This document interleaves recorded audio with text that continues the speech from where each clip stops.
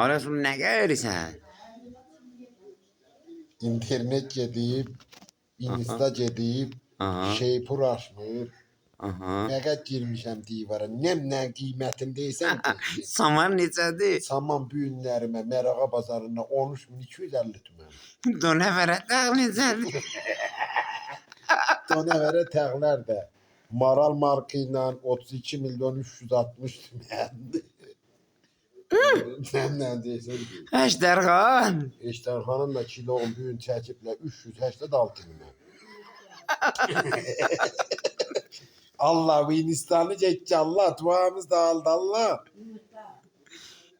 Day, heç də qoymayıbsan, nə qala? Yox, Elə pənahəndə olubsan indi divara da. Azmırsa.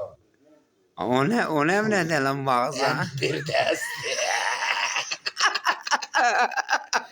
Fənahəndə olmuşam ən bir dəst deysən deyir.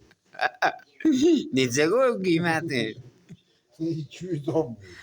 Hətta İran qaloşa can baxıram ha. İran qaloş. Nələ var, gəlməsə öyün yığılar sənin.